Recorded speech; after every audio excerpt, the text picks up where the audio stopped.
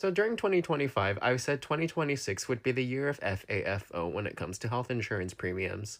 And guess what state is going to get hit the hardest?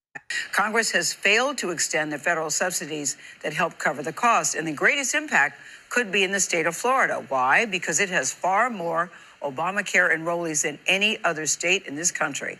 And one example from the state of Florida is Kylie, age 30.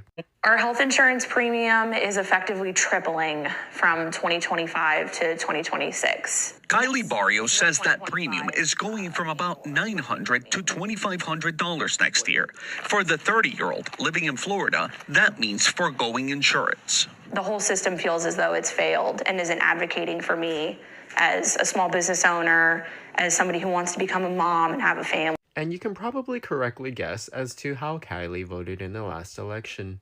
I've generally voted Republican, and I still do believe that to some extent that it is the party that better serves my values, but I would like them to act on those values that they claim to protect.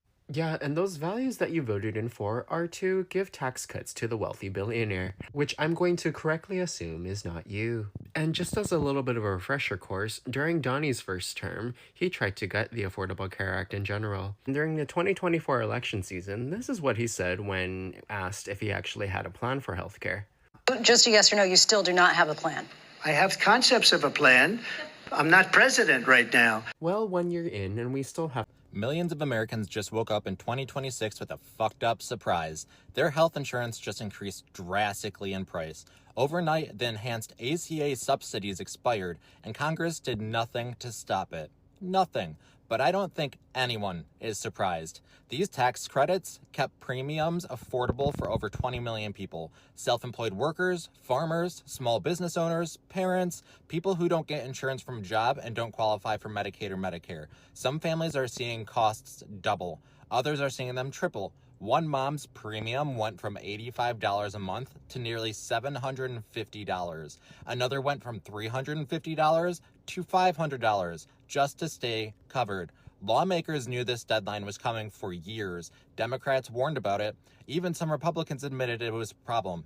Trump floated a fix, then backed off after conservative backlash, so the subsidies died. At the same time, Congress already slashed over $1 trillion from healthcare and food assistance, and now millions are being told to figure it out. Experts say nearly 5 million people could drop coverage entirely this year because they simply cannot afford it, which makes healthcare more expensive for everyone else. So that sucks. People are now choosing between rent, groceries, and staying alive. I didn't vote for this mess, but just so y'all know, hospitals, smaller hospitals across the nation, especially in rural areas, and maternity hospitals where women go to find out if they're pregnant or have cancer, are preemptively closing because we have not renewed the ACA subsidies. And hospitals know they can't foot the bill without the ACA, without those insurance payments coming through. They can't foot the bill to take care of people. The reason why this is important and why the whole argument that some of y'all had about they're trying to give illegals health care. No, they weren't. They were trying to maintain a clause that said hospitals can get reimbursed if they treat undocumented people, which is legally required. They legally by law have to see and treat undocumented individuals. And the government had a clause that said they would get reimbursed. That was a part of the argument for the renewing of the ACA subsidies. So insurance premiums are going to skyrocket.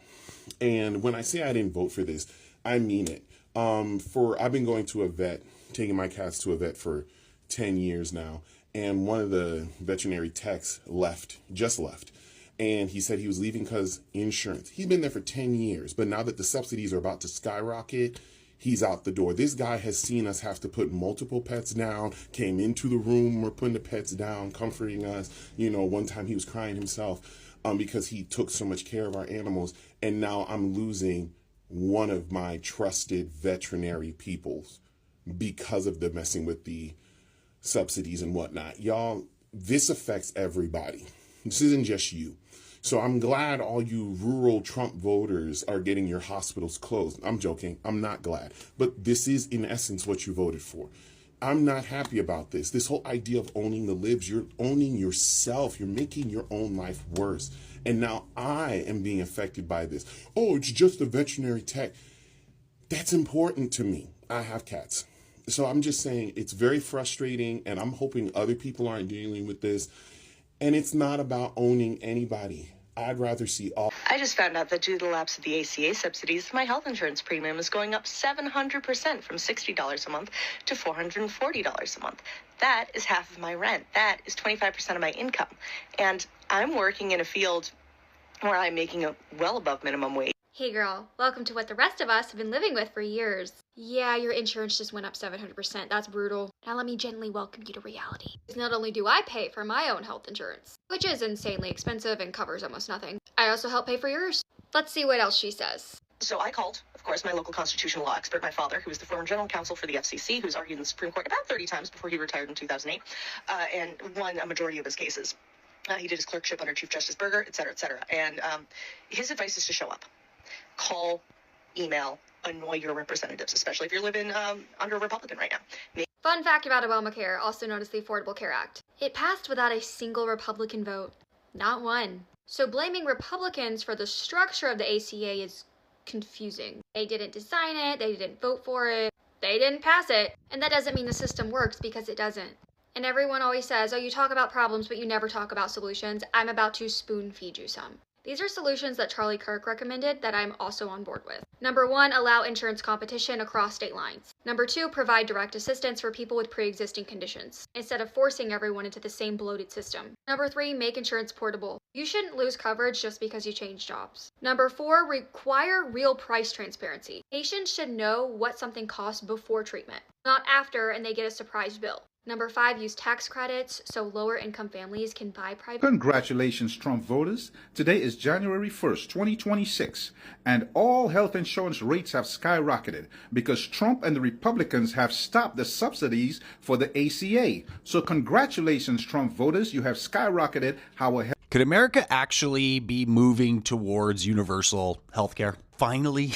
Now, as of yesterday, the ACA subsidies are gone. And so healthcare for tens of millions of Americans has skyrocketed. Like, their payments have gone up. I've seen like 600% increases, like $300 a month to like $2,000 a month. Now, as a Canadian, the idea that healthcare would ever cost a penny out of pocket is just baffling to me. But with this happening, it's monstrous what they're doing here. And the reason that they're doing it is just because a bunch of Republicans are like, no, we can't add to the deficit. But they just passed a fucking $4 trillion wealth transfer, like tax cut for millionaires and billionaires. So it's all bullshit. Like, this is going to be so bad for the Republicans. I saw that this is going to affect like 5 million people in Florida. Like, their healthcare, premiums? The fuck is a healthcare premium? Is going to skyrocket. When Luigi popped that healthcare CEO, it really made a lot of Americans be like, wait, what's going on in other countries? They don't have to pay for their healthcare? We were like, yeah, you're the only country that doesn't have universal healthcare. And with this happening, I think like the midterm elections and then the presidential elections afterwards, man, a lot of people are going to be like, what are we fucking doing here? Because Americans don't have to be living this way. Your healthcare is like 6 times more expensive than like any other country, and you're not covered. Like, you still have to pay for your fucking healthcare. It's all a grift. And I think that Americans now, because of this ACA lapse, whatever, I think that it's going to wake a lot of people up.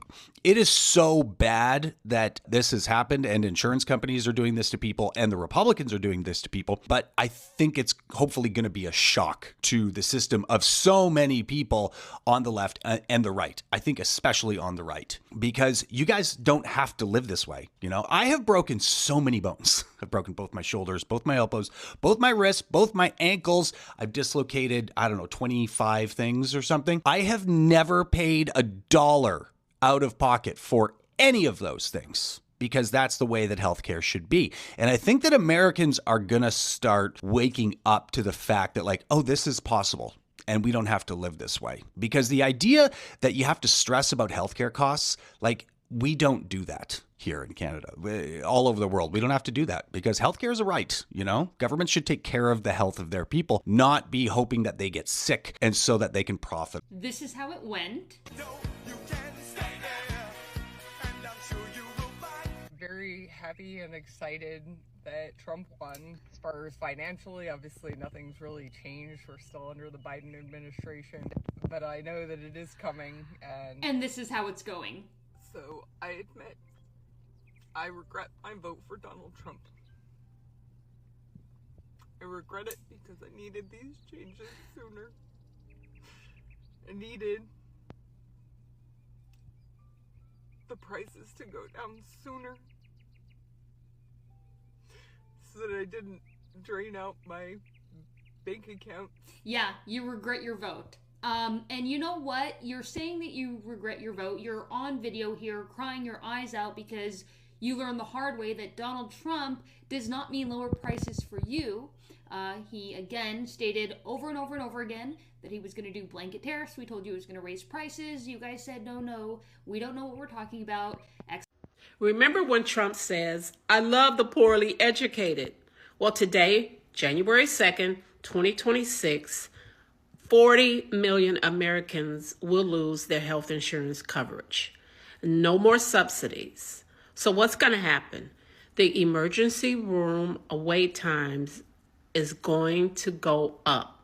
People who don't have insurance will go to the emergency room to get their treatments. How do I know this? Well, I've been around for over 30 years. This is exactly what happened before the Affordable Care Act. And let me tell you something else. People with insurance will not be taken care of first. No, we're going to wait in line just like everyone else. And let me tell you what these healthcare institutions will do. They will pass the costs on to people who have insurance, meaning the government is not going to subsidize premiums because you and I will bear the cost of the uninsured through higher premiums through our own health insurance plans. So